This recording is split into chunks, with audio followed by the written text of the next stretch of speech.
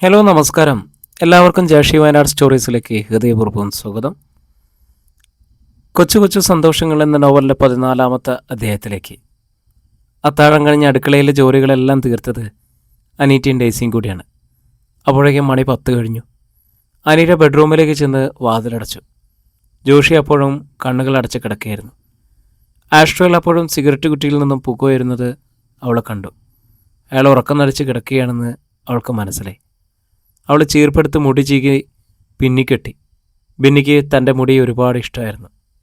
കറുത്തു താഴ്ച വളരുന്ന മുടി കൂട്ടുകാരികൾക്കെല്ലാം അസൂയുണ്ടാക്കിയിട്ടുണ്ട്. ജോഷി ഒരിക്കൽ പോലും ഈ മുടി ഉമ്മ വച്ചിട്ടില്ല, തഴുകിയിട്ടില്ല, പ്രശംസയോടെ ഒരു വാക്കുപോലും പറഞ്ഞിട്ടില്ല. അയാളൊന്ന് നെടുവീർപ്പെട്ടു. കട്ടിലിൽ അവൾക്ക് കിടക്കാൻ അല്പം സ്ഥലം മാറ്റി ജോഷി മാറ്റിവെച്ചിട്ടുണ്ടായിരുന്നു. ലൈറ്റ് അണച്ച് അവൾ കിടന്നു. പലതും ആലോചിച്ച് അനീറ്റ കിടന്നു.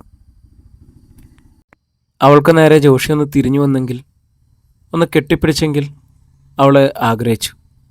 എങ്കിലെല്ലാം ക്ഷമിക്കാൻ അവൾ തയ്യാറായിരുന്നു. എപ്പോഴേ അവൾ ഉറങ്ങി. പിറ്റേന്ന് രാവിലെ പതിവിലും നേരത്തെ ജോഷി പോകാനൊരുങ്ങി. ഓഫീസിലേക്കല്ലേ? അനീറ്റ ചോദിച്ചു. അല്ല, അവളെ നോക്കാതെ ജോഷി പറഞ്ഞു. പിന്നെ അതൊന്നും നീ അറിയണ്ട. ഡ്രസ്സ് ചെയ്ത് അയാൾ പുറത്തേക്കിറങ്ങി. അപ്പോൾ കാറിൻ്റെ ചാവി മേശപ്പുറത്തിരിക്കുന്നത് അനീറ്റ കണ്ടു. ചാവിയെടുത്ത് അവൾ പിന്നാലെ ചെന്നു. ജോഷിതെ, ഇത് മറന്നോ? അയാൾ പെട്ടെന്ന് തിരിഞ്ഞു നിന്നു. അവൾ ചാവി നീട്ടി. നീ സ്വന്തമായി അധ്വാനിച്ചുണ്ടാക്കിയ കാറിലെ എനിക്കത് വേണ്ട. അയാളുടെ വാക്കുകളിലെ ദുരർത്ഥങ്ങളുണ്ടായിരുന്നു. അവൾ സ്തംഭിച്ചു നിന്നു. ജോഷി പടിയിറങ്ങിപ്പോയി. അനീറ്റ പെട്ടെന്ന് തിരിഞ്ഞു നോക്കി. ഡെയ്സി എന്തെങ്കിലും കേട്ടോ? അവൾ അടുത്തെങ്ങും ഉണ്ടായിരുന്നില്ല. അനീറ്റ അടുക്കളയിലേക്ക് ചെന്നു. സൂസി പാലപ്പുണ്ടാക്കായിരുന്നു. മുട്ട റോസ്റ്റ് റെഡി ആയിട്ടുണ്ട്. ജോഷി സാറിനെ കഴിക്കാൻ വിളിക്ക്. സാറിന് 8 മണിക്ക് പോകേണ്ടതല്ലേ? സൂസി പറഞ്ഞു. അനീറ്റ സംശയത്തോടെ അവളെ നോക്കി. എവിടെ? ഓഫീസിലുള്ള ആരാടെ അനിയത്തിയുടെ കല്യാണത്തിന് ഗുരുവായൂർ വെച്ചിട്ട്. അപ്പോൾ സൂസിയോട് അതൊക്കെ നേരത്തെ പറഞ്ഞിരുന്നു. ജോഷി പോയല്ലോ, അനീറ്റ പറഞ്ഞു. അയ്യോ, എന്നിട്ട് കാറിൻ്റെ ശബ്ദം കേട്ടില്ലല്ലോ? അവൾ ആശ്ചര്യപ്പെട്ടു. കാറ് കൊണ്ടുപോയില്ല. അതേക്കുറിച്ച് കൂടുതൽ ചർച്ച ചെയ്യാൻ ആഗ്രഹിക്കാതെ അനീറ്റ അടുക്കളയിലേക്ക് ചെന്നുപോയി. ജോഷിക്ക് കാറ് വേണ്ടെങ്കിൽ വേണ്ട. എത്ര നാൾ ഈ വേണ്ടെന്ന് വെക്കൽ തുടരുമെന്ന് അറിയണമല്ലോ. ഡ്രൈവിംഗ് പഠിക്കണമെന്ന് അവൾ തീരുമാനിച്ചു. അന്ന് ഓഫീസിൽ ചെന്നപ്പോൾ അവൾ അക്കാര്യം അനന്തരാമനോട് പറഞ്ഞു. അനന്ത, ഏതെങ്കിലും ഡ്രൈവിംഗ് സ്കൂളിൽ ചേർന്നാൽ മതിയല്ലോ. ദിവസവും 1 മണിക്കൂർ, 15 ദിവസം കൊണ്ട് അനീറ്റയ്ക്ക് ലൈസൻസ് എടുക്കാം. അയാൾ പറഞ്ഞു. എനിക്ക് ഡ്രൈവിംഗ് സ്കൂളൊന്നും പരിചയമില്ല. അതൊക്കെ മൃണാളിനി ഏർപ്പാടാക്കും. ഞാൻ അവളോട് പറയാം. അവളെ കൊണ്ടുവന്നെല്ലാം ഏർപ്പാടാക്കും. സൗകര്യമുള്ള സമയത്ത് അനീറ്റയ്ക്ക് പോയി പഠിക്കാം. Thank you sir. അയാൾ പുഞ്ചിരിച്ചു. ജോഷിയോട് എന്നെ ഒന്ന് കാണാൻ പറയണം, അയാൾ പറഞ്ഞു. അവൾ ചോദ്യഭാവത്തിൽ നോക്കി. ഹോട്ടലിലെ വർക്ക് തുടങ്ങിക്കഴിഞ്ഞു. അതിൻ്റെ മേൽനോട്ടം വഹിക്കേണ്ട ജോഷിയാണ്. പക്ഷെ പുള്ളി എന്നെ കണ്ടതേയില്ല. ജോഷിയെ അതിന് തയ്യാറാകുമോ? അനീറ്റയ്ക്ക് സംശയം തോന്നി. ഞാൻ പറയാം സർ. അവൾ സീറ്റിലേക്ക് മടങ്ങി. അല്പനേരം കഴിഞ്ഞപ്പോൾ മൃണാളിനി അവളെ കാണാനെത്തി. അനീറ്റയ്ക്ക് ഡ്രൈവിംഗ് അറിയില്ലേ? അല്ലേ? പുഞ്ചിരിയോടെ അവൾ ചോദിച്ചു. ഇല്ല. അല്പം ഒരു ലജ്ജയോടെ അനീറ്റ പറഞ്ഞു. ഇന്ന് തന്നെ പഠനം തുടങ്ങണമെന്നാണ് സ്വാമി പറഞ്ഞത്. നമുക്ക് പോയാലോ? ഇപ്പോഴാ? വിശ്വാസം വരാതെ അവൾ ചോദിച്ചു. അതെ, ഒരു കാര്യം നീട്ടിവെക്കുന്നത് സ്വാമിക്ക് ഇഷ്ടമല്ല. അനീറ്റ വാ. അവൾ എഴുന്നേറ്റ് മൃണാളിനിക്കൊപ്പം ലിഫ്റ്റിന് നേരെ നടന്നു. ലേഡീസിനെ മാത്രം പഠിപ്പിക്കുന്ന ഒരു സ്കൂളുണ്ട്. ഒരു ലേഡിയാണ് പഠിപ്പിക്കുന്നത്. നമുക്ക് അവിടെ പോകാം. എന്താ? അനീറ്റ തലകുലുക്കി. താഴെ മൃണാളിനിയുടെ കാറ് പാർക്ക് ചെയ്തിട്ടുണ്ടായിരുന്നു. ഒരു സെന്ന് ഫ്രണ്ട് സീറ്റിൽ അവൾ കയറിയിരുന്നു. അനായാസമാണ് മൃണാളിനി ടൗണിലെ തിരക്കിലൂടെ കാർ ഓടിച്ചത്. അയ്യന്തോളിലേക്കാണ് മൃണാളിനി അവളെ കൊണ്ടുപോയത്. ഡയാന ഡ്രൈവിംഗ് സ്കൂളിന് മുന്നിലേക്ക് അവർ കയറി ചെന്നു. അവിടെ ഉണ്ടായിരുന്ന മധ്യവയസ്ക മൃണാളിനിയെ കണ്ട് സൗഹൃദപൂർവ്വം എഴുന്നേറ്റു. മൃണാളിനി മാഡത്തിനെ കണ്ടിട്ട് കുറേ നാളായല്ലോ. അതുകൊണ്ടല്ലേ ഡയാനയെ കാണാൻ ഞാൻ ഇപ്പോൾ ഇങ്ങോട്ട് വന്നത്. ഒരു പുതിയ സ്റ്റുഡൻറ്റിനെ തരാം. അനീറ്റ മൃണാളിനി അവരെ പരിചയപ്പെടുത്തി കൊടുത്തു. വളരെ സന്തോഷം, ഡയാന പറഞ്ഞു. അപ്പോൾ തന്നെ അനീറ്റ അപേക്ഷ ഫോം പൂരിപ്പിച്ചു കൊടുത്തു. അന്ന് 1/2 മണിക്കൂർ നേരം പഠിപ്പിച്ചു കഴിഞ്ഞപ്പോൾ അനീറ്റയ്ക്ക് നല്ല ആത്മവിശ്വാസം തോന്നി. ഡ്രൈവിംഗ് പഠിക്കാൻ പോകുന്ന കാര്യം വീട്ടിൽ വന്ന് അവൾ ഡെയ്സിയോട് മാത്രം പറഞ്ഞു. ജോഷിയോട് പറയണമെന്ന് അവൾക്ക് തോന്നിയില്ല. പിറ്റേന്ന് മൃണാളിനി അവളെ ഡ്രൈവിംഗ് സ്കൂളിൽ കൊണ്ടുവന്നിട്ട് ഉടനെ മടങ്ങി. അനീറ്റ ഓഫീസിൽ ഞാൻ കൊണ്ടുവന്നിട്ടാ പോരെ? ഡയാന ചോദിച്ചു. മതി. അന്ന് വൈകുന്നേരം വണ്ടി ഓടിച്ചു കഴിഞ്ഞപ്പോഴാണ് എതിരെ ഒരു ബൈക്ക് പാഞ്ഞു വന്നത്.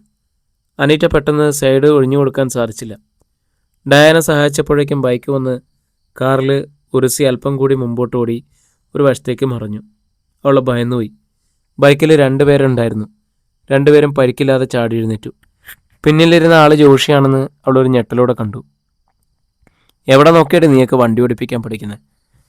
ബൈക്ക് ഓടിച്ചിരുന്ന മധ്യവയസ്കൻ ചീറിക്കൊണ്ട് കാറിന് നേരെ വന്നു. ഡയാന പെട്ടെന്ന് കാറിൽ നിന്നിറങ്ങി. ഇത് സ്പീഡ് ലിമിറ്റുള്ള റോഡാണ്. നിങ്ങൾ എത്ര കിലോമീറ്റർ സ്പീഡിലാണ് വണ്ടി ഓടിച്ച്? എൽബോർഡ് വെച്ചിട്ട് ഒരു വണ്ടി എതിരെ വരുന്നത് നിങ്ങൾക്ക് കാണാൻ മേലായിരുന്നു. ഡയാന ശബ്ദം ഉയർത്തി. അപ്പോഴേക്ക് ജോഷി കാറിനടുത്തേക്ക് വന്നു. പെട്ടെന്നാണ് അയാൾ കാറിനുള്ളിൽ പേടിയോടെ ഇരിക്കുന്ന അനീറ്റയെ കണ്ടത്. അവരുടെ കണ്ണുകൾ ഇടഞ്ഞു. സാറല്ല അശാക, വിട്ടേരെ, എന്തായാലും നമുക്കൊന്നും പറ്റിയില്ലല്ലോ. ജോഷി അയാളുടെ കൈപിടിച്ച് വലിച്ചുകൊണ്ടുപോയി. ഡയാന അനീറ്റയെ നോക്കി പുഞ്ചിരിച്ചു. അനീറ്റ പേടിക്കണ്ട, ഇതൊക്കെ പതിവാ. വണ്ടി ഓടിച്ചാൽ അപകടം ഉണ്ടാകും. നമ്മൾ പക്ഷെ ശ്രദ്ധിക്കണം. നമ്മൾ ശ്രദ്ധിച്ചാൽ എതിരെ വരുന്നവരെ അലക്ഷ്യമായി വണ്ടി ഓടിച്ചാലും കുഴപ്പമാണ്. അവളൊന്നും പറഞ്ഞില്ല. അന്ന് അനീറ്റ വീട്ടിൽ വന്നപ്പോൾ ജോഷി ഉണ്ടായിരുന്നു. അയാളുടെ നെറ്റിയിലും വലത് കൈത്തണ്ടയിലും പ്ലാസ്റ്റർ ഒട്ടിച്ചിട്ടുണ്ടായിരുന്നു. അനീറ്റ ഒന്ന് പരുങ്ങി. ജോഷി അവളെ കണ്ടെങ്കിലും കണ്ടതായിട്ട് നടിച്ചില്ല. അവൾ അടുക്കളയിലേക്ക് ചെന്നു. ജെയ്സി ചായ ഉണ്ടാക്കുന്നുണ്ടായിരുന്നു. നീ എപ്പോൾ വന്നോളെ? വന്നതേ ഉള്ളൂ ചേച്ചി. അന്നേരം ചേട്ടനിവിടെ ഉണ്ട്. കണ്ടില്ലേ, നെറ്റിയിലും കയ്യിലും മുറിവുണ്ട്. ബൈക്ക് മറിഞ്ഞതാ, തൊലി പോയിട്ടുള്ളൂന്നാ പറഞ്ഞത്, ഡെയ്സി അറിയിച്ചു. ജോഷി വേറൊന്നും പറഞ്ഞില്ലേ? ഇല്ല, ഞാൻ ഡ്രൈവിംഗ് പഠിച്ചുകൊണ്ടിരുന്ന കാർ കേട്ടാ ജോഷിയുടെ കൂട്ടുകാരൻ ഓടിച്ച ബൈക്ക്. ഡെയ്സി ആശ്ചര്യത്തോടെ അവളെ നോക്കി. അക്കാര്യമൊന്നും എന്നോട് പറഞ്ഞില്ല. അവൾ ചായ 2 ഗ്ലാസ്സുകളിലേക്ക് പകർന്നു. ജോഷിക്ക് ഞാൻ കൊടുക്കാം ചായ. അനീറ്റ ഒരു ഗ്ലാസ് ചായ എടുത്ത് മുൻവശത്തെ മുറിയിലേക്ക് ചെന്നു. പത്രം വായിക്കുന്ന ഭാവത്തിലായിരുന്നു അയാൾ. ഇതാ ചായ, അവൾ പറഞ്ഞു. അയാൾ അത് കേട്ടതായിട്ട് നടിച്ചില്ല. അവൾ ചായ അയാളുടെ അടുത്തേക്ക് വെച്ചു. ഞാൻ ഡ്രൈവിംഗ് പഠിച്ചു തുടങ്ങി ഇന്നലെ മുതൽ. ലൈസൻസ് കിട്ടിയിട്ട് ജോഷിയോട് പറയാമെന്ന് കരുതിയ. സർപ്രൈസ് ആയിക്കോട്ടെ എന്ന് വിചാരിച്ചു. അവൾ ക്ഷമാപണ സ്വരത്തിൽ പറഞ്ഞു. ഞാൻ അറിയാതെ നീ വേറെ എന്തൊക്കെ ലൈസൻസ് എടുത്തു? പെട്ടെന്ന് കോപത്തോടെ അയാൾ ചോദിച്ചു. ജോഷി എന്താ ഇങ്ങനെ പറയുന്നത്? ഈർഷ്യയോടെ അവൾ ചോദിച്ചു. അല്ല, ഞാനറിയാതെ എന്തെല്ലാം നീ ചെയ്യുന്നുണ്ടെന്നാണ് ചോദിച്ചത്. ഞാനറിയാതെ ജോഷി എന്തെല്ലാം ചെയ്യുന്നുണ്ടെന്ന് ഞാൻ ചോദിച്ചില്ലല്ലോ. അവളും വിട്ടില്ല. അയാൾ എഴുന്നേറ്റ് അടുക്കളയിലേക്ക് ചെന്നു. ഡെയ്സി അടുക്കളയിൽ നിൽക്കുന്നുണ്ടായിരുന്നു. ചായ എടുക്കാൻ ഞാൻ നിന്നോടല്ലേ പറഞ്ഞത്? അയാൾ കുറ്റപ്പെടുത്തുന്ന മട്ടിൽ ചോദിച്ചു. ഡെയ്സി അമ്പരന്ന് അയാൾ നോക്കി. ചേട്ടാ, ഞാൻ പകർന്നു വെച്ചിരുന്ന ഒരു ഗ്ലാസ് ചായ എടുത്തുകൊണ്ടുപോയി. അയാൾ വാതിലിനടുത്ത് അനീറ്റ നിൽക്കുന്നുണ്ടായിരുന്നു. ഡെയ്സിയുടെ അനീറ്റയുടെ കണ്ണുകൾ കൂട്ടിമുട്ടി. അനീറ്റ മെല്ലെ പിന്തിരിഞ്ഞ് കിടപ്പുമുറിയിലേക്ക് പോയി. ഡെയ്സിക്ക് വല്ലാത്ത വിഷമം തോന്നി. ചേച്ചിയും ചേട്ടനും തമ്മിലുള്ള സൗന്ദര്യപ്പണക്കത്തിന് താൻ കാരണക്കാരിയോ? അവർക്കിടയിൽ എന്താണ് സംഭവിച്ചത്? സന്ധ്യ ആവുകയായിരുന്നു അപ്പോൾ. അന്ന് രാത്രി 3 പേരും അധികമൊന്നും സംസാരിച്ചില്ല. 3 പേരും 3 ലോകങ്ങളിലായിരുന്നു. ഡെയ്സി പിറ്റേന്ന് ഓഫീസിൽ വെച്ച് ദിവസങ്ങൾക്ക് ശേഷം വിൻസെൻറ്റിൻ്റെ സീറ്റിൽ കണ്ടു. അയാളുടെ ഭാര്യയ്ക്ക് താൽക്കാലികമായിട്ട് എങ്കിലും സുഖം കിട്ടിക്കാണുമെന്ന് അവൾക്ക് തോന്നി. അല്പനേരം കഴിഞ്ഞപ്പോൾ വാസന്തിയും വന്നു. വാസന്തി വിൻസെൻറ്റിൻ്റെ സീറ്റിനടുത്ത് ചെന്നു. സംസാരിക്കുന്നത് അവൾ കണ്ടു. പക്ഷേ എന്താണെന്ന് മനസ്സിലായില്ല.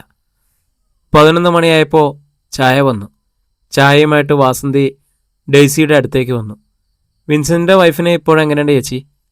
അയാൾ കേൾക്കാതെ അവൾ ചോദിച്ചു. അടുത്ത ആഴ്ച സർജറിയാ, വലത്തെ ബ്രസ്റ്റ് റിമൂവ് ചെയ്യും, വാസന്തി പറഞ്ഞു. ഡെയ്സി ഞെട്ടിപ്പോയി. ക്യാൻസർ ബാധിച്ച മാരടം മുറിച്ചു മാറ്റാൻ പോകുന്നു. അവൾ മുഖം തിരിച്ച് വിൻസെൻറ്റിനെ ഒന്ന് നോക്കി. അയാൾ കുനിഞ്ഞിരുന്ന് എന്തോ എഴുതുകയാണ്. അല്പനേരം കഴിഞ്ഞപ്പോൾ ജോസഫ് വന്ന് ഡെയ്സിക്കൊരു കവർ കൊടുത്തു. ഇപ്പോൾ വന്നതാ, അയാൾ പറഞ്ഞു. അത് വാങ്ങി നോക്കി. ക്രിസ്മസ് കാർഡിൻ്റെ വലുപ്പമുള്ള ഒരു കവറായിരുന്നു അത്. പുറത്ത് അവളുടെ അഡ്രസ്സ് ടൈപ്പ് ചെയ്ത് വെച്ചിരുന്നതാണ്. ഗ്രീറ്റിംഗ്സ് ആണെന്ന് തോന്നല്ലോ ഡെയ്സി, വാസന്തി അവളുടെ സീറ്റിലിരുന്നുകൊണ്ട് പറഞ്ഞു. ഏയ്, എന്തോ ഫോട്ടോയാണെന്ന് തോന്നുന്നു, ജോസഫ് പറഞ്ഞു. ഡെയ്സിക്കൊന്നും മനസ്സിലായില്ല. അവൾ ശ്രദ്ധാപൂർവം കവറിൻ്റെ ഒരറ്റം കീറിയെടുത്തു. 2 കളർ ഫോട്ടോകളായിരുന്നു അതിലുണ്ടായിരുന്നത്. ആദ്യത്തെ ഫോട്ടോ കണ്ട് അവളൊന്ന് ഞെട്ടി. ഒരു സ്ത്രീയും പുരുഷനും പൂർണ്ണ നഗ്നരായി ആലിംഗനം ചെയ്തു നിൽക്കുന്നു. അത് അവളും ജോഷിയുമായിരുന്നു. ഡെയ്സിക്ക് തലയുറ്റുന്ന പോലെ തോന്നി. വിറയ്ക്കുന്ന കൈകൾ കൊണ്ട് 2ാമത്തെ ഫോട്ടോ ഡെയ്സി എടുത്തു നോക്കി.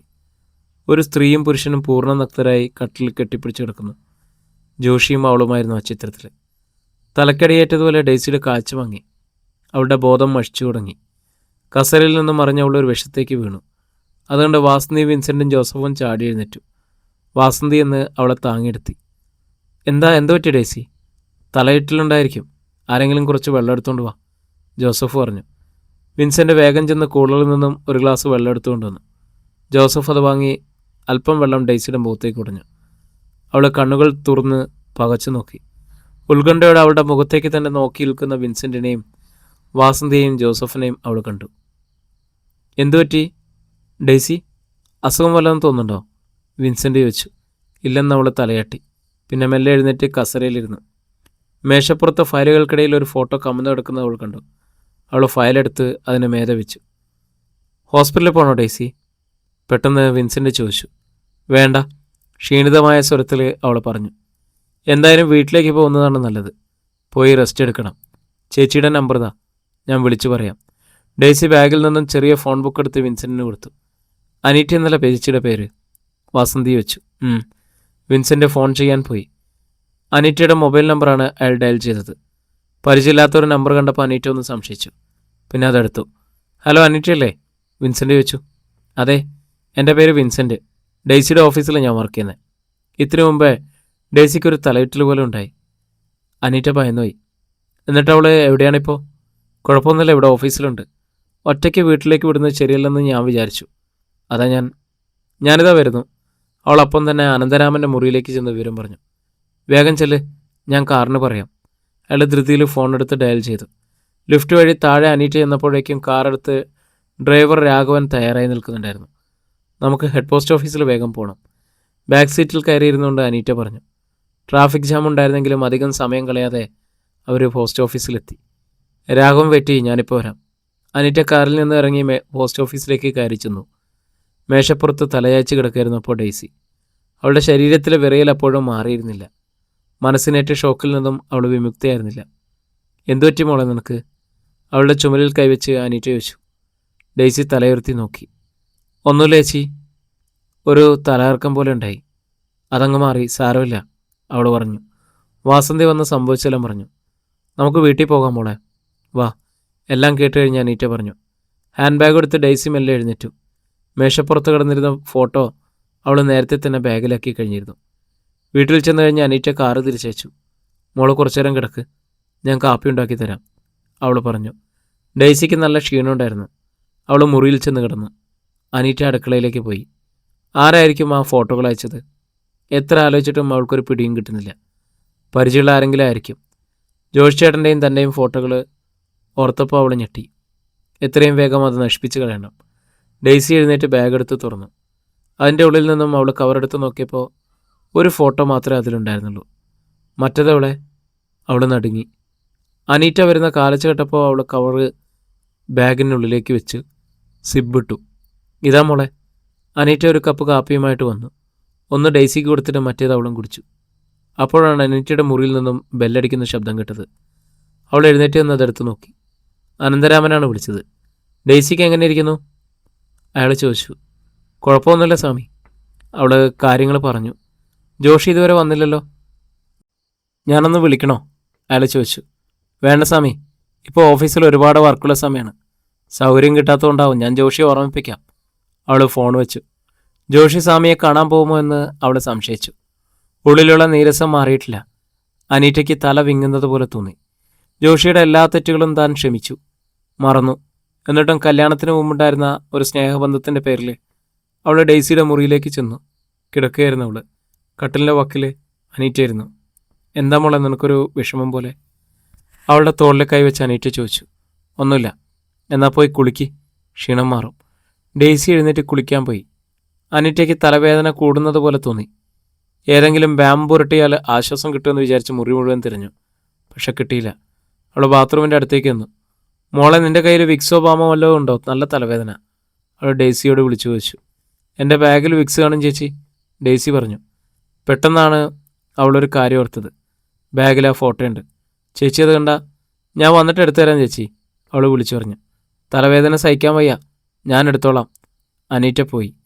താൻ വീണ്ടും തലയുറ്റി കുളിമുറിയിൽ വീഴുവെന്ന് ഡെയ്സിക്ക് തോന്നി. അവൾ വേഗം കുളിച്ചെന്ന് വരുത്തി മാറിനീതി മീതെ വെച്ച് പാവാടെടുത്ത് ബാത്റൂമിൽ നിന്നിറങ്ങി. അപ്പോഴാണ് ജോഷി വന്നത്. അയാൾ അവളെ ഒന്ന് ശ്രദ്ധിച്ചു. അയാളെ കണ്ട് അവളുടെ മുഖം വിളറി. അവൾ വേഗം മുറിയിലേക്ക് പോയി. വാതിലടച്ച് ഡ്രസ്സ് ചെയ്യാതെ അവൾ ഹാൻഡ് ബാഗ് എടുത്ത് നോക്കി. ഫോട്ടോ അടങ്ങിയ കവർ അതിനുള്ളിൽ ഭദ്രമായി ഇരിക്കുന്നുണ്ടായിരുന്നു. ചേച്ചി അത് കണ്ടിട്ടില്ല. ഭാഗ്യം. അന്ന് രാത്രി ആ ഫോട്ടോ അവൾ കത്തിച്ചു കളഞ്ഞു. അനീറ്റ ഓഫീസിലിരിക്കുമ്പോഴാണ് അഗസ്റ്റിൻ പാറക്കോട്ടിൽ അനന്തരാമൻ്റെ മുറിയിൽ നിന്ന് ഇറങ്ങി വന്നത്. അയാളെ മേശയുടെ എതിർവശത്തുണ്ടായിരുന്ന കസേരയിലിരുന്നു. അനീറ്റയ്ക്ക് ഏത് ബാങ്കിലെ അക്കൗണ്ട് ഉള്ളത്? അയാൾ ചോദിച്ചു. എനിക്കിവിടെ ഒരു ബാങ്കിലും അക്കൗണ്ട് ഇല്ല ചേട്ടാ. അയാൾ ആലോചനയോടെ അവളെ ഒന്ന് നോക്കി. എങ്കിൽ ഉടൻ തന്നെ ഒരു അക്കൗണ്ട് ഓപ്പൺ ചെയ്തിട്ട് നമ്പർ തരണം. അനീറ്റയുടെ വിഹിതം ആ നമ്പറിലെ ബാങ്കിലേക്ക് ഞാൻ ട്രാൻസ്ഫർ ചെയ്തോളാം. സ്വന്തം പേരിൽ അക്കൗണ്ട് തുടങ്ങുന്നതാണ് നല്ലതെന്ന് അവൾക്കും തോന്നി. പണം വീട്ടിൽ കൊണ്ടുവന്ന് വെക്കുന്നത് നല്ലതല്ല. എത്രയും വേഗം ഞാൻ നമ്പർ തരാം കേട്ടോ, അവൾ പറഞ്ഞു. അത് മതി. അയാളെ യാത്ര പറഞ്ഞു പോയി. ഇതുവരെ അനീറ്റ ബാങ്കുമായിട്ട് ഒരു ഇടപാടും നടത്തിയിട്ടില്ല. അവൾക്ക് ഇവിടുത്തെ രീതികൾ അറിയുകയില്ലായിരുന്നു. ആരെ വിളിക്കൊരു സഹായത്തിന്? മൃണാളിനോട് പറഞ്ഞാൽ വരും. പക്ഷെ വേണ്ട, കുറച്ചുകൂടി വിശ്വാസമുള്ള ആരെങ്കിലും. സിസിലിയാമ്മയുടെ കാര്യം അപ്പോഴാണ് ഓർമ്മ വന്നത്. ഇപ്പോൾ അമ്മാമ്മയെ കാണാറില്ല, വിളിക്കാറില്ല. എന്തോ ചെറിയ അകൽച്ച പോലെ. ഹോട്ടലിൻ്റെ കൺസ്ട്രക്ഷൻ വർക്ക് തൻ്റെ സ്വാധീനം ഉപയോഗിച്ച് അഗസ്റ്റിന് കൊടുപ്പിച്ചുള്ള നീരസം കാണും സിസിലിയമ്മയ്ക്ക്. ഉണ്ടെങ്കിൽ അത് മാറ്റിയെടുക്കണം. തൃശ്ശൂരിൽ ആദ്യത്തെ താങ്ങും പിടിവള്ളിയും സിസിലിയമ്മയാണ്. അത് മറക്കാൻ പാടില്ല. ഫോണെടുത്ത് അവൾ സിസിലിയമ്മയുടെ നമ്പർ ഡയൽ ചെയ്തു. ഇങ്ങനെ ഒരാൾ ജീവിച്ചിരിപ്പുണ്ടോയെന്ന് അന്വേഷിക്കാൻ ഇപ്പോഴെങ്കിലും നിനക്ക് തോന്നിയല്ലോ, സിസിലി പരിഭവിച്ചു. എന്താ അമ്മാമ്മ അങ്ങനെ പറഞ്ഞത്? എനിക്കങ്ങനെ മറക്കാൻ പറ്റുന്ന ആളാണോ സിസിലിയമ്മാമ്മ? ഞാൻ ഇടയ്ക്കൊന്ന് വിളിച്ചപ്പോൾ സിംഗപ്പൂരിൽ പോയേക്കുമെന്ന് അറിഞ്ഞു. അത് കേട്ടപ്പോൾ സിസിലിയുടെ സ്വരമൊന്ന് താണു. ശരിയാ മോളെ, ഞാൻ സിംഗപ്പൂരിലൊന്ന് പോയായിരുന്നു. അങ്ങനെയുള്ള ടൂറിന് സൗകര്യം കിട്ടുമ്പോൾ വേണ്ടെന്ന് വെക്കാൻ പറ്റുമോ? ഒരാഴ്ച കഴിഞ്ഞ് തിരിച്ചു വന്നിട്ട്. അമ്മാമ്മ ഇപ്പോൾ എവിടെ ഉണ്ട്? അനീറ്റ ചോദിച്ചു. ഞാൻ വീട്ടിലുണ്ട്. ഉച്ചയ്ക്ക് ഞാൻ അങ്ങോട്ട് വന്നാൽ കാണാൻ പറ്റുമോ? വാ മോളെ, നിന്നെ കണ്ടിട്ട് കുറേ ദിവസമായില്ലേ. അന്ന് ഉച്ചയ്ക്ക് അനന്തരാമൻ ഭക്ഷണം കഴിക്കാനായി പോയപ്പോൾ അനീറ്റ താഴേക്കിറങ്ങി വന്നു. അന്ന് സ്വയം കാറോടിച്ചാണ് അവൾ വന്നത്. അതിനുള്ള ധൈര്യം അവൾക്ക് കിട്ടിയിരുന്നു. അവൾ കാറെടുത്ത് സിസിലിയമ്മയുടെ വീട്ടിലേക്ക് ചെന്നു. നീ അങ്ങ് തെളിഞ്ഞു പോയല്ലോ മോളെ, കാറിൽ നിന്നിറങ്ങിയ അനീറ്റയെ കണ്ട് സിസിലി ചോദിച്ചു. കെട്ടിയോനും ചോറും കറിയും വെച്ച് വിളമ്പി അയാളുടെ മുഷിഞ്ഞ തുണിയും അലക്കി വീട്ടിൽ തന്നെ കഴിയാനുള്ളവരല്ല പെണ്ണുങ്ങളെന്ന് അമ്മാമ്മയിൽ ഒരിക്കൽ എന്നോട് പറഞ്ഞേ, അവൾ ചോദിച്ചു. സിസിലി പൊട്ടിച്ചിരിച്ചു. ശരിയാ, നീ ശരിക്കും മിടുക്കിയായിട്ടുണ്ട്. ഇപ്പോൾ സാഹചര്യങ്ങൾ എന്നെ മിടുക്കിയാക്കിയത് അമ്മാമ്മേ. ആരുടെ മുമ്പിലും തോറ്റുകൊടുക്കാൻ ഇപ്പോൾ അനീറ്റ തയ്യാറില്ല. മാത്രമല്ല, തോൽപ്പിക്കാനാണ് എനിക്കിപ്പോൾ ഇഷ്ടം, അനീറ്റ പറഞ്ഞു. അതിൽ തെറ്റില്ല. പക്ഷെ ശത്രുവിനെ ശക്തി അറിയണം. എന്നിട്ട് വേണം പൊരുതി തോൽപ്പിക്കണോ അതോ ഒത്തുതീർപ്പിലാക്കണോ എന്ന് തീരുമാനിക്കാൻ. നമ്മളെക്കാൾ ശക്തിയുള്ളവരാണ് ശത്രുവെങ്കിൽ ഒത്തുതീർപ്പാണ് ബുദ്ധി. എനിക്കും ശരിക്കും വിശക്കുന്നുണ്ട്. വലതും കഴിച്ചിട്ട് മതി ഇനി സംസാരം. ഞാനതങ്ങ് മറന്നു. പതിവ് പോലെ വിഭവസമൃദ്ധമായ ഭക്ഷണമാണ് വിളമ്പിയത്. പക്ഷേ വളരെ കുറച്ച് മാത്രമേ സിസിലി കഴിച്ചുള്ളൂ. ശരീരം ശ്രദ്ധിക്കുന്നവളാണ് സിസിലിയാമ്മയെന്ന് അനീറ്റയ്ക്ക് തോന്നി. തടിയൊട്ടും കൂടിയിട്ടില്ല. ശരീരവടിവുകൾ ഭംഗിയായിട്ട് നിലനിർത്തിയിരിക്കുന്നു. പിറ്റേന്ന് രാവിലെ സിസിലിയാമ്മയോടൊപ്പം പോയി. അനീറ്റ ബാങ്കിൽ അക്കൗണ്ടും എടുത്തു. അന്ന് വൈകുന്നേരം അനീറ്റ വീട്ടിലെത്തിയപ്പോൾ ഡെയ്സിയും ജോഷിയും ഉണ്ടായിരുന്നു അവിടെ. അവർ സംസാരിച്ചുകൊണ്ടിരിക്കുകയാണ്. ജോഷിയെ കാണുമ്പോൾ ഡെയ്സിക്കുള്ളിലൊരു പരിഭ്രമമാണ്. ആ ഫോട്ടോയെക്കുറിച്ച് അവൾക്ക് ഓർമ്മ വരും. രണ്ടാമത്തെ ഫോട്ടോ മേശയുടെ ഡ്രോയറിൽ വീണ് കിടപ്പുണ്ടായിരുന്നു. പിറ്റേന്ന് ചെന്നപ്പോൾ അത് അവൾക്ക് കിട്ടി. ബ്ലേഡ് ഉപയോഗിച്ച് 1000 കഷ്ണങ്ങളാക്കുകയും ചെയ്തു. ജോഷിയിൽ നിന്ന് നേരത്തെ വന്നോ? സ്വീകരണ മുറിയിലേക്ക് കയറി ചെന്ന് അനീറ്റ ചോദിച്ചു. ഓഫീസിലിപ്പോൾ പണി കുറവാ. അവിടെ ഇരുന്ന് വെറുതെ സമയം കളയുന്നത് എന്തിനാണെന്ന് വിചാരിച്ച് ഇങ്ങ് പോകുന്നത്. നല്ല കുട്ടി, അവളുടെ മനസ്സിൽ പറഞ്ഞു. അയാളുടെ സ്വരത്തിൽ പുതിയൊരു അടുപ്പവും ആഹ്ലാദവും കലർന്നിട്ടുണ്ടെന്ന് അനീറ്റയ്ക്ക് തോന്നി. പെട്ടെന്ന് മനസ്സിലെന്താണൊരു മാറ്റം. അവൾ ബെഡ്റൂമിലേക്ക് ചെന്ന് വേഷം മാറി. ജോഷി നല്ല മൂഡിലാണെങ്കിൽ അനന്തരാമൻ സാറിൻ്റെ കാര്യം അവതരിപ്പിക്കാൻ ഇതാണ് പറ്റിയ സമയം. അന്ന് രാത്രിയിൽ ഉറങ്ങാൻ കിടക്കുമ്പോൾ പതിവില്ലാതെ ആവേശത്തോടെ അനീറ്റ ജോഷി കെട്ടിപ്പിടിച്ചു. ഇത്രയും ദിവസം എന്നോട് പിണങ്ങി കിടന്നു അല്ലേ? അവളെ പരിഭവത്തോടെ ചോദിച്ചു. ഭാര്യയും ഭർത്താവും ആകുമ്പോൾ ചിലപ്പോൾ പിണങ്ങും, ചിലപ്പോൾ ഇണങ്ങും. അത് പതിവാ, അയാൾ പറഞ്ഞു. കാറിൻ്റെ കാര്യത്തിലല്ല എന്നോട് പിണങ്ങി. അതുകൊണ്ടെന്താ? നിനക്ക് ഡ്രൈവിംഗ് പഠിക്കാൻ കഴിഞ്ഞില്ലേ? അത് ശരിയാണെന്ന് അനീറ്റയ്ക്ക് തോന്നി. അങ്ങനെയൊന്നും സംഭവിച്ചില്ലായിരുന്നെങ്കിൽ ഇത്ര വേഗം അവൾ ഡ്രൈവിംഗ് പഠിക്കാൻ പോവുകയില്ലായിരുന്നു. അനന്തരാമൻ സാർ ഇന്നലെയും ജോഷിയുടെ കാര്യം പറഞ്ഞു. ഹോട്ടലിൻ്റെ കൺസ്ട്രക്ഷൻ വർക്ക് അഗസ്റ്റിൻ പാറക്കോട്ടിലാണ് കൊടുത്തിരിക്കുന്നതെങ്കിലും മേൽനോട്ടത്തിന് വിശ്വാസമുള്ള ഒരു എഞ്ചിനീയർ വേണമെന്ന് സ്വാമിയുടെ ആഗ്രഹം. ഞാൻ പറഞ്ഞു, ജോഷിക്കിപ്പോൾ ഓഫീസിൽ തിരക്കുള്ള സമയമായതുകൊണ്ടാണ്. അത് സാരല്ല, ഞാൻ നാളെ പോകാം, അയാൾ സമ്മതിച്ചു. സ്വാമി നല്ല മനുഷ്യനാ. ജോലി ചെയ്യുന്നവർക്ക് തക്ക പ്രതിഫലം കൊടുക്കും. ജോഷിക്ക് മാന്യമായ ഒരു സംഖ്യ മാസം തോറും കൊടുക്കാറെന്ന് എന്നോട് സൂചിപ്പിച്ചതാ, അവൾ പറഞ്ഞു. പുള്ളി നല്ല മനുഷ്യനാണെന്ന് എനിക്കും തോന്നിയിട്ടുണ്ട്. പിറ്റേന്ന് വൈകുന്നേരം അനന്തരാമനെ കാണാൻ ജോഷി വന്നു. സ്വാമിയോടൊപ്പം അയാൾ ഹോട്ടലിൻ്റെ സൈറ്റിലേക്ക് ചെന്നു. ഹോട്ടലിൻ്റെ ഫൗണ്ടേഷൻ കെട്ടിക്കഴിഞ്ഞിരിക്കുന്നു. രണ്ടുപേരും ചുറ്റി നടന്നെല്ലാം പരിശോധിച്ചു. തിരിച്ചവർ അനന്തരാമൻ്റെ ക്ലബിലേക്കാണ് പോയത്. 1 ഏക്കർ സ്ഥലത്ത് വിസ്തൃതമായ പുൽത്തകടിയിലുള്ള മനോഹരമായിരുന്ന കെട്ടിടമായിരുന്നു വീനസ് ക്ലബ്ബ്. പുൽത്തകടിയിലിട്ട ചൂരൽ കസേരയിലിരുന്ന് രണ്ടുപേരും സ്കോച്ച് വിസ്കി കഴിച്ചു. അനന്തരാമൻ കശുവണ്ടിപ്പരിപ്പും ജോഷി കോഴി പൊരിച്ചതുമാണ് ഓർഡർ ചെയ്തത്. ജോഷിക്ക് എന്തെങ്കിലും ക്ലബ്ബിൽ മെമ്പർഷിപ്പ് ഉണ്ടോ? അനന്തരാമൻ ചോദിച്ചു. ഇല്ല സ്വാമി, 1 ലക്ഷം കൊടുത്ത് മെമ്പർഷിപ്പ് എടുക്കാനുള്ള സ്ഥിതിയൊന്നും എനിക്കില്ല. അനന്തരാമൻ ചിരിച്ചു. ജോഷി വിഷമിക്കണ്ട, കാശുണ്ടാക്കാനുള്ള മാർഗമൊക്കെ ഞാൻ പഠിപ്പിച്ചു തരാം. എങ്കിലും ഒരു കൈ നോക്കാൻ ഞാൻ തയ്യാറ്. അനന്തരാമൻ അയാളുടെ കാറിലാണ് അന്ന് രാത്രിയിൽ ജോഷിയെ കാളന്തോട്ടിൽ കൊണ്ടുവന്ന് വിട്ടത്. പക്ഷെ കാറിൽ നിന്നും സ്വാമി ഇറങ്ങിയില്ല. വീട്ടിലോട്ട് കയറിയിട്ട് പോകാൻ സ്വാമി ജോഷി ക്ഷണിച്ചു. വേണോ ജോഷി, പൗലൊരു ദിവസം വരാം. എന്തായാലും ഇവിടുന്ന് താമസം മാറണം. ചെറിയ വീടാത്, ടൗണിൽ നല്ലൊരു വീടെടുക്കണം, സ്വാമി പറഞ്ഞു. ഞാനും അതേക്കുറിച്ച് ആലോചിച്ചുകൊണ്ടിരിക്കുക. എന്തായാലും സ്വാമിയുടെ സഹായം വേണം. ജോഷിക്കും അനീറ്റയ്ക്കും എൻ്റെ സഹായം എപ്പോഴും പ്രതീക്ഷിക്കാം. അനന്തരാമൻ പോയപ്പോൾ ജോഷി വീട്ടിലേക്ക് കയറി ചെന്നു. സമയം അപ്പോൾ 9 മണിയായിരുന്നു. ആരെയെന്ന് സൽക്കരിച്ചത്? അടുത്ത് ചെന്ന് മണ്ണമടിച്ചപ്പോൾ അനീറ്റ ചോദിച്ചു. സാക്ഷാൽ അനന്തരാമൻ സ്വാമി. എന്താ, ഇനി വല്ലതും പറയാനുണ്ടോ? അവൾക്കൊന്നും പറയാനില്ലായിരുന്നു. ഡെയ്സി കിടന്നോ? അയാൾ ചോദിച്ചു. ഇല്ല, വിളിക്ക് ചോറുണ്ണ. അധ്യായം 6. പിറ്റേന്ന് ഓഫീസിലിരിക്കുമ്പോൾ അനീറ്റയ്ക്ക് തപാലിലൊരു കവർ കിട്ടി. ആരോ അയച്ച ഗ്രീറ്റിംഗ്സ് കാർഡ് വിവാഹ ക്ഷണക്കത്വമാണെന്നാണ് അവൾ വിചാരിച്ചത്. കവർ തുറന്നു നോക്കിയപ്പോൾ അവൾ ഞെട്ടിപ്പോയി. 2 കളർ ഫോട്ടോകളായിരുന്നു അവ. ഡെയ്സിയും ജോഷിയും നൂൽബന്ധമില്ലാതെ. വീണ്ടും നോക്കിയപ്പോൾ അവൾക്കൊരു കാര്യം മനസ്സിലായി. ഏതോ ഒരു സ്ത്രീയുടെയും പുരുഷൻ്റെയും ഫോട്ടോയിൽ കമ്പ്യൂട്ടർ ഉപയോഗിച്ച് ഡെയ്സിയുടെയും ജോഷിയുടെയും തലകൾ ചേർത്ത് വെച്ചതാണെന്ന്. ആരാണ് ഈ പണി ചെയ്തത്? ജെയിംസ് ആയിരിക്കും. അവൾക്ക് ഒരു സംശയമില്ലായിരുന്നു. അനിറ്റയുടെ മനസ്സ് വല്ലാതെ അസ്വസ്ഥമായി. ഇത് അപകടമാണ്. നാളെ ഇതേപോലത്തെ ഫോട്ടോകൾ ജോഷിക്കും ഡെയ്സിക്കും അയച്ചു കൊടുത്തെന്ന് വരും. ജോഷിയുടെ മനസ്സിൽ അരുതാത്ത കാര്യങ്ങളുടെ വിത്ത് മുളയ്ക്കപ്പെട്ടാൽ. അന്ന് രാത്രി ഉറങ്ങാൻ കിടക്കുമ്പോൾ അവൾ ജോഷിയോട് ഒരു കാര്യം സംസാരിച്ചു. നമുക്കിവിടുന്ന് ഡെയ്സി ഏതെങ്കിലും ഒരു ഹോസ്റ്റലിലേക്ക് മാറ്റാം. അതെന്തിനാ? ഒരു ചെറിയ വീടല്ലേ.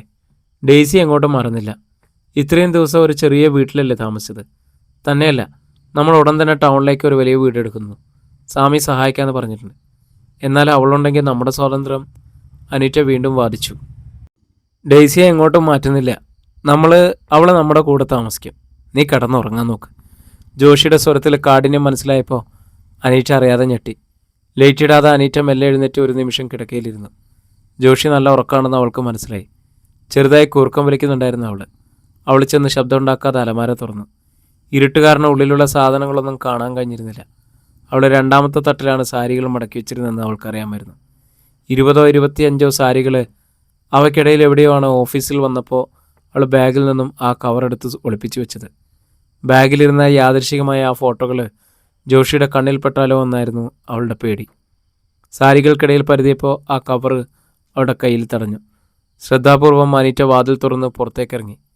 ആ ഫോട്ടോ കത്തിച്ചു കളയണം. അനീറ്റ, പെട്ടെന്ന് വിളിയുയർന്നു. അവൾ ഞെട്ടിപ്പോയി. കയ്യിലിരുന്ന കവർ ടീപ്പോയമേൽ അടുക്കി വെച്ചിരുന്ന പാത്രങ്ങൾക്കിടയിലേക്ക് അവൾ തിരികെ വെച്ചു. അനീറ്റ, വീണ്ടും ജോഷി വിളിച്ചു. ബെഡ്റൂമിൽ ലൈറ്റ് തെളിഞ്ഞു. അവൾ ധൃതിയിൽ അങ്ങോട്ട് ചെന്നു. ജോഷി അപ്പോൾ എഴുന്നേറ്റ് നിൽക്കുകയായിരുന്നു. എവിടെയായിരുന്നു നീ? അനീറ്റയെ കണ്ട് അയാൾ ചോദിച്ചു. ഞാൻ ബാത്റൂമിൽ. എന്താ പിന്നെ ലൈറ്റ് ഇടാതെ പോയത്? ജോഷി നല്ല ഉറക്കം. ലൈറ്റിട്ട് ഉണർത്തണ്ടെന്ന് വിചാരിച്ചു. കുറച്ച് വെള്ളം വേണം കുടിക്കാൻ, അയാൾ പറഞ്ഞു. കാപ്പി ഇട്ടുകൊണ്ട് വരാം. രാത്രി തണുത്ത വെള്ളം കുടിക്കണ്ട. അവൾ വേഗം അടുക്കളയിലേക്ക് ചെന്ന് ഗ്യാസ് സ്റ്റൗ കത്തിച്ച് കാപ്പിക്ക് വെള്ളം വെച്ചു. പിന്നെ ഡ്രോയിങ് റൂമിലേക്ക് ചെന്ന് പത്രങ്ങൾക്കിടയിൽ നിന്നും കവർ എടുത്തുകൊണ്ട് സ്റ്റൗവിൻ്റെ നീല നിറമുള്ള ജ്വാലയിൽ നിന്നും തീ പിടിപ്പിച്ച് 2 ഫോട്ടോകളും കത്തിച്ചു. ജെയിംസിനെ വിളിച്ച് സംസാരിക്കണം. ഈ കളി തീക്കളിയാണെന്ന് അവനെ ബോധ്യപ്പെടുത്തണം, അവൾ തീരുമാനിച്ചു. ഗ്ലാസ്സിലേക്ക് കാപ്പി പോർന്ന് അവൾ ജോഷിക്ക് കൊണ്ടുവന്ന് കൊടുത്തു. ലൈറ്റ് അണച്ച് അവർ വീണ്ടും ഉറങ്ങാൻ കിടന്നു. പിറ്റേന്ന് ഓഫീസിലിരിക്കുമ്പോൾ അനീറ്റയ്ക്ക് മേബിളിൻ്റെ ഫോൺ കോൾ വന്നു. അടുത്ത ഞായറാഴ്ചയാണ് മാരേജ്. നിന്നെ ഓർമ്മിപ്പിക്കാനാണ് ഞാനിപ്പോൾ വിളിച്ചത്, അവൾ പറഞ്ഞു. ഓർമ്മയുണ്ട് മോളെ, പക്ഷേ ഞാൻ വരില്ല. അതാണ് നിനക്കും എനിക്കും നല്ലത്. മനസ്സിലായില്ലേ? മനസ്സിലായി. മേബിൾ ഒരു നിമിഷം കഴിഞ്ഞ് ആശങ്കയോടെ തുറന്നു. കെട്ടിൻ്റെ ദിവസം എടുക്കും തോറും മനസ്സിൻ്റെ പേടി കൂടിക്കൊണ്ടിരിക്കുക മോളെ. പഴയ കാര്യങ്ങൾ വല്ലതും ഡോക്ടറുടെ ചെവിയിലെത്തിയ എങ്ങനെയായിരിക്കും പുള്ളി പ്രതികരിക്കുകയെന്ന് അറിയില്ലല്ലോ. ഷെറിന് നിന്നെ മനസ്സിലാവത്തില്ല.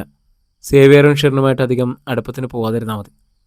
പക്ഷെ നമ്മൾ വിചാരിക്കുന്ന പോലെ ഒന്നല്ല, അങ്ങനെയൊന്നും ആയിരിക്കണമെന്നില്ല കാര്യങ്ങൾ സംഭവിക്കുന്നത്. എന്തായാലും നീ എനിക്ക് വേണ്ടി പ്രാർത്ഥിക്കണം മോളെ. തീർച്ചയായും. നീ ഒന്നുകൊണ്ടും ഭയപ്പെടണ്ട. ഫോൺ വെച്ചിട്ട് അനീറ്റ ഒരു നിമിഷം ചിന്തിച്ചിരുന്നു. മേബിളിൻ്റെ വിവാഹത്തിന് താൻ കാരണം എന്തെങ്കിലും സംഭവിച്ചാൽ കളപ്പുരയ്ക്കൽ കുടുംബക്കാരുടെ പതനം അതോടെ ഉറപ്പായി എന്നാണ് അർത്ഥം. അവളൊന്ന് നെടുവീർപ്പിട്ടു. ക്ലാസ് ചെരിച്ചു പിടിച്ച് ജെയിംസ് അതിലേക്ക് ബിയർ ഒഴിച്ചു. അത് നോക്കി ജിമ്മിയും മനീഷും ഇരുന്നു. 3 ഗ്ലാസ്സുകളിൽ ബിയർ പകർന്നു. അനീറ്റയ്ക്കും അവളുടെ അനിയത്തിക്കും ഫോട്ടോകൾ കിട്ടിക്കാണും.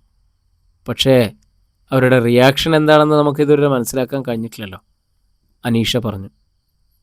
ഇല്ല, പക്ഷെ രണ്ടുപേരും മാനസികമായിട്ട് തകർന്നു പോകണം. ഇതാണ് നമുക്ക് ആവശ്യം. ജോഷിയോട് അനീറ്റ ഇക്കാര്യം പറഞ്ഞു കാണില്ല. അതിന് സാധ്യതയില്ല. ഇതുവരെ ഒന്നും സംഭവിച്ചില്ലെങ്കിൽ ജോഷിക്ക് ഈ ഫോട്ടോകൾ നാളെ കിട്ടുമ്പോൾ എന്തെങ്കിലും നടക്കും. ജെയിംസ് അക്കാര്യത്തിൽ ഉറപ്പുണ്ടായിരുന്നു. മേശപ്പുറത്ത് കിടന്നിരുന്ന കവറ് എടുത്ത് അവൻ നോക്കി. അതിൽ ജോഷിയുടെ മേൽവിലസാണ് പ്രിൻ്റ് ചെയ്തിരുന്നത്. ഈ ജോഷി ആളെങ്ങനെയാ? ജിമ്മി ചോദിച്ചു. ആളൊരു വീരനാ, പെൺവിഷയത്തിൽ നല്ല താല്പര്യമുള്ളവനാ. ആ ബാറിൽ കൊണ്ടുപോയി ഞാൻ സംസാരിച്ചപ്പോൾ സൽക്കരിച്ചപ്പോഴൊക്കെ എനിക്ക് അങ്ങനെയാണ് മനസ്സിലായ, ജെയിംസ് പറഞ്ഞു. എങ്കിൽ അനിയത്തിപ്പെണ്ണിൻ്റെ കഷ്ടകാലം തുടങ്ങി. 3 പേരും പൊട്ടിച്ചിരിച്ചു. കുമരകത്തെ ഒരു റിസോർട്ടിലായിരുന്നു 3 പേരും സമ്മേളിച്ചിരുന്നത്. പെട്ടെന്ന് ജെയിംസിൻ്റെ മൊബൈലിൽ ഒരു കോൾ വന്നു. നമ്പർ കണ്ടപ്പോൾ അവൻ ഞെട്ടി. അനീറ്റയാണ് വിളിച്ചത്. കോൾ എടുക്കാൻ തന്നെ തീരുമാനിച്ചു. എന്താടി നിനക്ക് വേണ്ടത്? അവൻ ചോദിച്ചു. ഈ ചോദ്യം ഞാൻ അങ്ങോട്ടാണ് ചോദിക്കേണ്ടത്. നിനക്കെന്താ വേണ്ടതെന്ന്. നീ അയച്ചു തന്ന ഫോട്ടോ സഹിതം ഞാൻ പോലീസിനൊരു കംപ്ലൈൻറ്റ് കൊടുത്താൽ അവർ വന്ന് നിൻ്റെ കഴുത്തിന് കുത്തിപ്പിടിക്കും. അത് വേണോ ജെയിംസേ? അനീറ്റ ചോദിച്ചു. ജെയിംസ് പരിഹാസത്തോടെ ചിരിച്ചു. പോലീസുകാർ നിൻ്റെ ചെൽപ്പടിയിലാണെന്ന് ഇപ്പോഴാണ് മനസ്സിലായത്. നീ പരാതി കൊടുക്ക്. എന്താണ് സംഭവിക്കുന്നത് അറിയാലോ, അവൻ വെല്ലുവിളിച്ചു. കളപ്പുരയ്ക്കൽക്കാർ വലിയ കാശുകാരാണല്ലോ. ഒരു വേശ്യയ്ക്ക് 2 ലക്ഷം കൊടുത്ത് കേസിൽ നിന്നും തലയുരിച്ചതുപോലെ ലക്ഷങ്ങൾ മുടക്കിയാൻ ഇനി നിൻ്റെ അച്ചായൻ ഇനിയും നിന്നെ രക്ഷപ്പെടുത്തിയേക്കും. പക്ഷേ പോലീസിൽ കംപ്ലൈൻറ്റ് ചെയ്യാൻ ഞാൻ ഉദ്ദേശിച്ചിട്ടില്ല, അനീറ്റ പറഞ്ഞു. അപ്പോൾ നിനക്ക് ബുദ്ധിയുണ്ട്? അതെ, എനിക്ക് ബുദ്ധിയുണ്ട്. പല്ലിന് പല്ല്, കണ്ണിന് കണ്ണ്. അതാണ് എൻ്റെ പോലീസിൽ.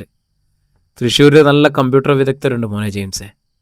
നിൻ്റെയും നിൻ്റെ പെങ്ങൾ സ്മിതയുടെ ഓരോ ഫോട്ടോ സംഘടിപ്പിക്കാൻ എനിക്കൊരു പ്രയാസം ഉണ്ടാവില്ല. നിൻ്റെ ബന്ധുക്കൾക്കും കൂട്ടുകാർക്കും അവളുടെ കൂട്ടുകാരികൾക്കും ഇത്തരം ചില ഫോട്ടോകൾ കിട്ടുന്നത് നിനക്ക് ഇഷ്ടമാണോടാ? ജെയിംസ് ഒന്ന് ഞെട്ടി. അനീറ്റ പറഞ്ഞു പേടിപ്പിക്കുകയല്ലെന്ന് അവനറിയാമായിരുന്നു. പറയുന്നത് പോലെ ചെയ്യാൻ അവൾക്ക് മടിയുണ്ടാവില്ല. എന്താടാ നീയൊന്നും മിണ്ടാത്തത്? പരിഹാസത്തോടെ അനീറ്റ ചോദിച്ചു. മറുപടി പറയാതെ അവൻ ഫോൺ കട്ട് ചെയ്തു. അത് കാരണം അനീറ്റയ്ക്കിടെ പൊട്ടിച്ചിരി അവന് കേൾക്കേണ്ടി വന്നില്ല. എന്തു പറ്റിയടാ? അവൻ്റെ മുഖഭാവം കണ്ട് അനീഷ് ചോദിച്ചു. ഒന്നുമില്ലടാ. അനീറ്റയാണോ വിളിച്ചത്? ജിമ്മി ചോദിച്ചു. ജെയിംസ് ബീറെടുത്ത് ഒറ്റ വീർപ്പിന് മോന്തി. എന്തിനാ അവളെ വിളിച്ചേ? അനീഷിനെ ആകാംക്ഷ അടക്കാൻ കഴിഞ്ഞില്ല. വെറുതെ ഒന്ന് പേടിപ്പിക്കാൻ. അങ്ങനെ പറഞ്ഞെങ്കിലും മേശപ്പുറത്ത് കിടന്നിരുന്ന കവറിൽ നിന്നും ഫോട്ടോകളെടുത്ത് ചെറിയ കഷ്ണങ്ങളാക്കി കീറി പുറത്തേക്കെറിഞ്ഞു. എന്തു പറ്റിയടാ? വിശ്വാസം വരാതെ അനീഷ് ചോദിച്ചു. ഒന്നും പറ്റിയില്ല. ഈ കളി ഇനി വേണ്ടടാ, അവൻ പറഞ്ഞു. സ്മിതയുടെയും തൻ്റെയും ഫോട്ടോകൾ ചേർത്ത് വെച്ച് ആ ഓർമ്മയിൽ തന്നെ ജെയിംസ് തളർന്നുപോയി. അവൻ തിരിച്ച് പോകാൻ തയ്യാറായി. ടൗണിലേക്ക് കാർ ഓടിക്കുമ്പോൾ ജെയിംസിൻ്റെ തല പുകയുകയായിരുന്നു. എങ്ങനെയാണ് അനീറ്റയ്ക്ക് തിരിച്ചടി കൊടുക്കേണ്ടത്? എങ്ങനെയാണ് അവളെ വേദനിപ്പിക്കേണ്ടത്? എങ്ങനെയാണ് അവളെ തോൽപ്പിക്കേണ്ടത്? ഞായറാഴ്ച രാവിലെ അനീറ്റയും ഡെയ്സിയും കൂടി പള്ളിയിൽ പോയിട്ട് വന്നപ്പോൾ പത്രം വായിച്ചുകൊണ്ട് ജോഷി മുൻവശത്തെ വരാന്തയിലിരിക്കുകയായിരുന്നു. അടുക്കളയിൽ ആവിയിൽ വേവുന്ന അരിപ്പുട്ടിൻ്റെ മണം വരുന്നുണ്ടായിരുന്നു. അവർ പള്ളിയിലേക്ക് പോയപ്പോൾ സൂസി വന്നിട്ടുണ്ടായിരുന്നില്ല. അനീറ്റ അടുക്കളയിൽ ചെന്നു. പുട്ടുകുറ്റിയിലേക്കിടാൻ തേങ്ങ ചിരകുകയായിരുന്നു സൂസി. അവളുടെ വലിയ മാറിടങ്ങൾ വല്ലാതെ കുലുങ്ങുന്നുണ്ടായിരുന്നെന്ന് തോന്നിയപ്പോൾ വേഷം മാറാനായി അനീറ്റ ബെഡ്റൂമിലേക്ക് പോയപ്പോഴാണ് ആരോ ഗേറ്റ് തുറക്കുന്ന ശബ്ദം കേട്ടത്. അവളെ ജനാലയിലെ അടുത്തേക്ക് നിന്ന് പുറത്തേക്ക് നോക്കി. വിനോദക്കുരുവിള ഗേറ്റ് തുറന്ന് അകത്തേക്ക് കയറി വരുന്നത് അവൾ കണ്ടു. Good morning sir. എഴുന്നേറ്റുകൊണ്ട് ജോഷി അയാളെ സ്വീകരിച്ചു. Good morning Joshi. പള്ളിയിൽ പോയില്ലേ? ചിരിച്ചുകൊണ്ട് വിനോദ് ചോദിച്ചു. ഇല്ല സാറേ, എനിക്കും കൂടെ വേണ്ടിയിട്ട് എൻ്റെ ഭാര്യ പോകുന്നുണ്ട്. വാതിലിൻ്റെ അടുത്തേക്ക് വന്ന് അനീറ്റയെ കണ്ടിട്ട് വിനോദ് പുഞ്ചിരിച്ചു. സാറേ ഇരുന്നാട്ടെ, അവൾ പറഞ്ഞു. സെറ്റിയിൽ അടുത്തടുത്ത് വിനോദും ജോഷി ഇരുന്നു. രണ്ടുപേരെയും അവൾ ഒരു നിമിഷം മാറി മാറി ശ്രദ്ധിച്ചു. എന്തൊരു വ്യത്യാസം! വിനോദിൻ്റെ നോട്ടം കണ്ട് അനീറ്റ പെട്ടെന്ന് കണ്ണുകൾ പിൻവലിച്ചു. ഞാനിവിടുന്ന് താമസം മാറുകയാണ്, അക്കാര്യം പറയാൻ വന്നതാ, അയാളെ ആഗമനോദ്ദേശം അറിയിച്ചു. എന്താ സാർ എത്ര പെട്ടെന്ന്?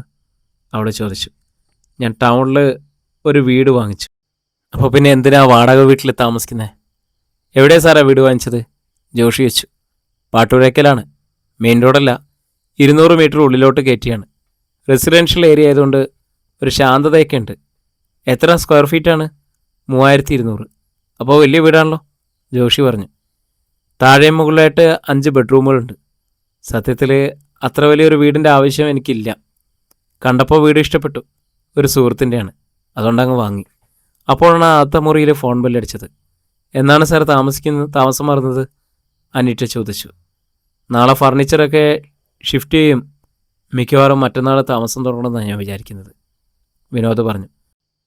അപ്പോൾ ഡെയ്സി വാതിലിനടുത്തേക്ക് ചെന്നു. ചേട്ടനാണ് ഫോണ്. ഓഫീസിലെ അശോകനാണെന്നാണ് പറഞ്ഞത്. ഞാനിപ്പോൾ വരാം സാർ. ജോഷി എഴുന്നേറ്റ് പോയി. ഫാമിലി എന്ന് വരും സാർ? അനീറ്റ ചോദിച്ചു. എനിക്ക് ഫാമിലി ഇല്ല അനീറ്റ. വിശ്വാസം വരാതെ അവൾ അയാളെ നോക്കി. അഗസ്റ്റിൻ ചേട്ടൻ പറഞ്ഞത് സാറിൻ്റെ വൈഫ് ജർമ്മനിയിലാണല്ലെന്നോ? വൈഫുണ്ടെന്ന് കരുതി ഫാമിലി ആകണമെന്നില്ല അനീറ്റ. ഞങ്ങളുടെ മാരേജ് കഴിഞ്ഞിട്ട് 5 വർഷമായേ. പിന്നെ അതിനുള്ളിൽ 50 ദിവസം പോലും ഞങ്ങൾ ഒന്നിച്ച് ജീവിച്ചിട്ടില്ല. നിങ്ങളുടെ രണ്ടുപേരുടെയും ലൈഫ് പോലും അതൊക്കെ കാണുമ്പോൾ ഞാനിങ്ങനെ അസൂയപ്പെടാറുണ്ട്. രാവിലെ 2 വഴിക്ക് പിരിഞ്ഞാലും വൈകുന്നേരം നിങ്ങൾ ഒരുമിച്ച് കൂടുന്നു. ഒരു മേൽക്കൂരയ്ക്ക് കീഴിൽ ഉറങ്ങുന്നു. സുഖത്തിലും ദുഃഖത്തിലും പങ്കുചേരുന്നു. അയാൾ പറഞ്ഞു. സാറിന് കുട്ടികൾ ഇല്ല. ഉണ്ടാക്കാനുള്ള അവസരം കിട്ടിയിട്ട് വേണ്ടേ? തന്നെയല്ല, റോസയ്ക്ക് കുട്ടികൾ വേണമെന്ന് ആഗ്രഹമില്ല. വിനോദൊന്ന് നെടുവീർപ്പെട്ടു. ഫോണിൽ സംസാരിച്ച് കഴിഞ്ഞിട്ട് ജോഷി തിരിച്ചെത്തി. അനീറ്റ, വിനോദ് സാറിന് കാപ്പി ഉണ്ടോ?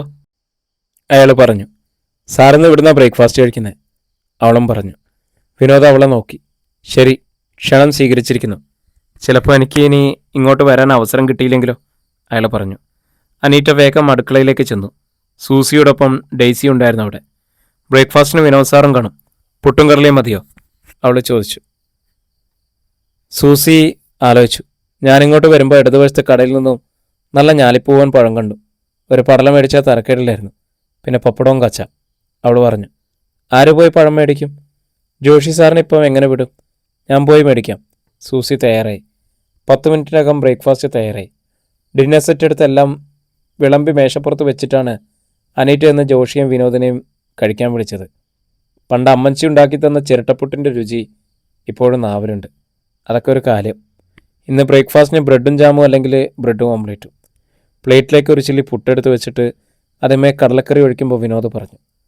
ഞങ്ങൾ ടൗണിലേക്ക് മാറാൻ ഉദ്ദേശിക്കുകയാണ് സാറേ. പറ്റിയൊരു വീട് നോക്കിക്കൊണ്ടിരിക്കുക. കാപ്പി കൂടി കഴിഞ്ഞ് സിറ്റൗട്ടിലേക്ക് ഇറങ്ങിയപ്പോൾ ജോഷി പറഞ്ഞു. എന്തിനാ വേറെ വീട് നോക്കുന്നത്? എൻ്റെ വീട്ടിലേക്ക് പോരെ. മുകളിലത്തെ നില മാത്രം മതി എനിക്ക്. താഴെ നിങ്ങൾ താമസിച്ചോ. ഞാൻ ടൂറിന് പോകുമ്പോൾ വീട്ടിലെ ആളുണ്ടല്ലോ എന്ന് എനിക്ക് സമാധാനിക്കാമല്ലോ, വിനോദ് പറഞ്ഞു. സാറ് സീരിയസ് ആയിട്ടാണോ പറയുന്നത്? വിശ്വാസം വരാതെ ജോഷി വെച്ചു. സീരിയസ് ആണ്. ജോഷി അനീറ്റയും കൊണ്ടുവന്ന വീട് കാണും. എല്ലാ സൗകര്യങ്ങളും ഉണ്ട്. നിങ്ങൾക്ക് ഇഷ്ടപ്പെടും. ജോഷി തിരിഞ്ഞ് അനീറ്റയെ നോക്കി. അവളുടെ ഭാവം അനുകൂലമല്ലെന്ന് അയാൾക്ക് തോന്നി. വിനോദ് കുരുവിള യാത്ര പറഞ്ഞു പോയി. അനീറ്റ വിനോദിനെക്കുറിച്ച് ചിന്തിക്കുകയായിരുന്നു. പണവും സൗന്ദര്യവും അന്തസ്സുമുള്ള ജോലിയുണ്ടായിട്ടും എന്തുകൊണ്ടാണ് അദ്ദേഹത്തിന് ജീവിതത്തിൽ സന്തോഷമില്ലാത്തത്? ജോഷി, ഞാനൊരു കാര്യം പറയട്ടെ. അന്ന് ഉച്ചയ്ക്ക് ഊണ് കഴിഞ്ഞ് ബെഡ്റൂമിലിരിക്കുമ്പോൾ അനീറ്റ അയാളോട് ചോദിച്ചു. എന്താണ്? നമുക്കൊരു കുഞ്ഞു വേണം. ആശ്ചര്യത്തോടെ അയാൾ അവളെ നോക്കി. ഇപ്പം എന്താ ഇങ്ങനെ തോന്നാൻ കാരണം? എനിക്കറിയില്ല. ഇനി അത് നീട്ടിവെക്കണ്ട. അതിനെന്താ? നമുക്കായിട്ടൊരു ഡോക്ടറെ കാണാം. നാളെ ആട്ടെ. അയാൾ സമ്മതിച്ചു. അന്ന് രാത്രി അനീറ്റയുടെ മൊബൈലിൽ ഒരു ഫോൺ കോൾ വന്നു. അത് ജെയിംസിൻ്റെ നമ്പറാണെന്ന് കണ്ടപ്പോൾ ഫോൺ എടുത്ത് മെല്ലെ മുറ്റത്തേക്ക് ഇറങ്ങി. നിനക്കിപ്പോൾ എന്ത് വേണടാ? ഈർഷ്യയോടെ അവൾ ചോദിച്ചു. എനിക്കിപ്പോൾ ഒന്നും വേണ്ട. പക്ഷെ നിനക്കിപ്പോൾ എൻ്റെ ദയ വേണം, അവൾ പറഞ്ഞു. എന്തിന്? നിന്റെ കൂട്ടുകാരൻ മേബിളിൻ്റെ ആദ്യ രാത്രിയാണിന്ന്. അവൾ മധുവിധം ആഘോഷിച്ചു തുടങ്ങിയിട്ടേ ഉള്ളൂ. എൻ്റെ ഒരു ഫോൺ കോൾ മാത്രം മതി, അത് കറുത്ത രാത്രിയാകാൻ. ജെയിംസ് പൊട്ടിച്ചിരിച്ചു. അറിയാതെ അനീറ്റയുടെ തൊണ്ട വരണ്ടു. എന്താണ് അവൻ ഉദ്ദേശിക്കുന്നതെന്ന്? നീ എന്ത് ചെയ്യുന്ന പറയുന്നത്? ഉള്ളിലുള്ള ഭയമടക്കി അവൾ ചോദിച്ചു. വ്യഭിചാരക്കുറ്റത്തിന് പോലീസ് അറസ്റ്റ് ചെയ്ത പെണ്ണാണ് താനിന്ന് പിന്നുകെട്ടിയ പെണ്ണെന്നറിയുമ്പോൾ ഡോക്ടർ മോഹൻദാസ് എന്ത് ചെയ്യുന്നത് നിനക്ക് വല്ല ഊഹമുണ്ടോ? അനീറ്റ ഒന്നും മിണ്ടിയില്ല. വിശ്വസിക്കില്ലായിരിക്കും നിന്റെ വിചാരം. പക്ഷെ തെളിവുകൾ സഹിതമാണ് ഞാൻ അയാളെ കാണാൻ പോകുന്നത്. അടൂര് പോലീസ് സ്റ്റേഷനിലെ രേഖകളുടെ ഫോട്ടോ കോപ്പിയും അന്തിപത്രത്തിൻ്റെ ഒറിജിനലുമായിട്ട് ഹോസ്റ്റലിൽ നിന്നും കോളേജിൽ നിന്നും സസ്പെൻഡ് ചെയ്ത രേഖകളും അവൻ പറഞ്ഞു. എന്നെ നീ ശിക്ഷിച്ചോ, പക്ഷെ പാവം ആ പെണ്ണിനെ വെറുതെ വിടൂ പ്ലീസ്, അവൾ അഭ്യർത്ഥിച്ചു. വെറുതെ വിടാം.